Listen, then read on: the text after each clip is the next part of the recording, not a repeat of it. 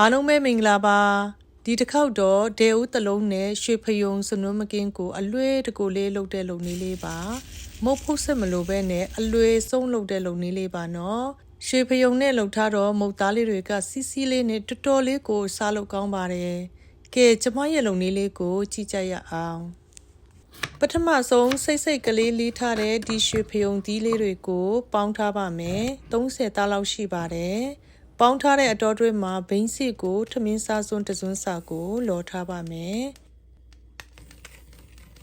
အခုလိုမျိုးဘိန်းစီကိုလော်လိုက်တော့ပိုပြီးအနက်မွေးကြိုင်နေပါတယ်နော်ဒီဘိန်းစီလေးတွေကိုအေးခံထားပါမယ်ဒီစလုံးထဲမှာနှုတ်စိမ့်တစ်ခွက်ထည့်ပါမယ်အခုကျွန်မသုံးတဲ့ခွက်ကတော့ထမင်းစားစွန်းနဲ့16စွန်းစာရှိပါတယ်နော်ဒါလေးကတော့အုံနှုတ်ပါ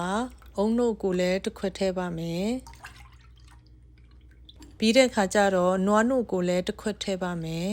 နွားနို့ကိုတော့အစိမ်းလဲရတယ်အကြက်လဲရပါတယ်နော်ချိုလေးဖြစ်သွားအောင်လို့တကြားကိုလည်းထမင်းစားစွန်းလေးစွန်းစာထည့်ထားမယ်ပြီးရင်ဒါကတော့ရွှေကြည်ပါနော်ရွှေကြည်ကိုလည်းတစ်ခွက်ထည့်ပါမယ်အရသာကောင်းစေရန်အတွက်စာအနှဲငယ်ထည့်မယ်ပြီးရင်စီကိုတော့လက်ဖက်ရည်စွန်းတစွန်းစာထည့်မယ်အားလုံးသမသွားအောင်လို့ခဏလေးကျွန်မမွေထားပါမယ်အခုကျွန်မလုပ်နေတာကတော့မိသားစုတစုစာအတွက်တာဖြစ်ပါတယ်နော်ကိုကအများကြီးလုပ်ချင်နေဆိုရင်ကျွန်မရဲ့အချိုးအစားတိုင်း2စ3စလုပ်လို့ရပါတယ်အခုဆိုရင်တော့အားလုံးသမသွားပါပြီစောကပေါင်းထားတဲ့ရွှေဖယုံလေးတွေလည်းကျက်နေပါပြီဒါလေးတွေကိုညှစ်နေအောင်ခြေထားပါမယ်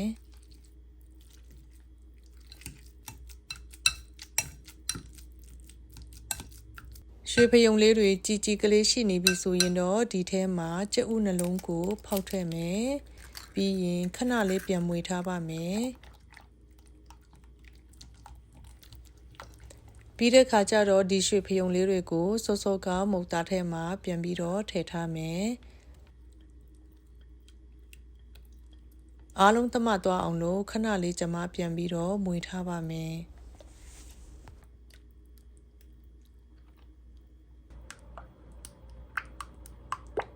အားလုံးသမသွားပြီဆိုရင်တော့ကိုတယ်မဲတဲ့ဦးထဲမှာပြောင်းပြီးတော့ထည့်ထားမယ်ပြီးရင်ဒါလေးကိုမိဖို့ပေါ်မှာတည်ထားပြီးတော့အစမပြဲမွေထားပေးပါမယ်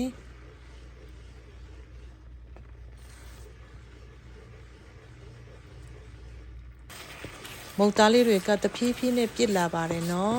ဒီလုံနည်းလေးကတော့တကယ်ကိုလွယ်ကူပါတယ်တဲဦးရှိုံနဲ့အလွယ်ဆုံးလုပ်တဲ့လုံနည်းလေးပါ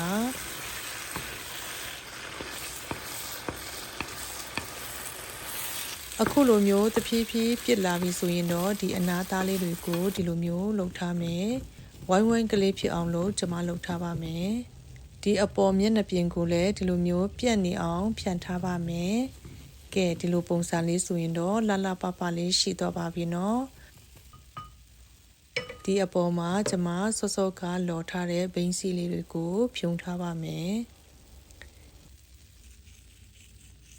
ဘိန်းစီတွေအားလုံးဖြုံးပြီးသွားပြီဆိုရင်တော့9မိနစ်လောက်ကိုနှက်ထားမယ်မီးကိုတော့အနှိမ့်ဆုံးမှကျွန်မထားပါတယ်အခုဆိုရင်တော့9မိနစ်လည်းပြီးသွားပါပြီကြည့်ပါဦးဘိန်းစီအနံ့လေးတွေကမွေးကြိုင်နေပါတယ်နော်ဒါလေးကိုမီးဖို့ပေါ်မှာချထားပြီးတော့အေးခံထားပါမယ်အေးနေပြီဆိုရင်တော့ဒါလေးနဲ့ခွာလို့လွယ်အောင်လို့ဒီလိုမျိုးပတ်လဲလှုပ်ထားမယ်ကဲအသားကလေးမယူလို့ရနေပါပြီဒီအောက်ဖက်ကိုလည်းကြည့်ပါဦးကျွတ်မွမွလေးနော်စားချင်စရာလေးရှိနေပါတယ်ပကံပြားလေးပေါ်မှာထားမယ်ပြီးရင်ဒါလေးကိုအတုံးကလေးတုံးထားမယ်ကိုကြိုက်တဲ့ပုံစံအမျိုးမျိုးပုံဖော်လို့ရပါတယ်နော်ကဲကြည့်ပါဦးစီစီလေးနဲ့နော်တကယ်ကိုစားလို့ကောင်းတဲ့ရွှေဖယုံစနိုးမကင်းလေးပါရွှေဖယုံနဲ့ဆိုတော့ချိုလေးနဲ့စီစီလေးနဲ့တော်တော်လေးကိုစားလို့ကောင်းပါတယ်မုတ်ဖုံးစစ်မလို့ပဲနဲ့ဒဲဦးတလုံးရှိုံနဲ့အစင်ပြေတဲ့နီလန်းလေးပါတစ်ခေါက်လောက်စမ်းကြည့်စေချင်ပါတယ်အခုလိုကျမရဲ့ဗီဒီယိုလေးကိုကြည့်ပေးကြလို့ကျေးဇူးတင်ပါတယ်အားရှိသွားအောင်လဲ like share subscribe လေးတွေနဲ့လည်းအားပေးကြပါအောင်ရှင်ကျေးဇူးများကြီးတင်ပါတယ်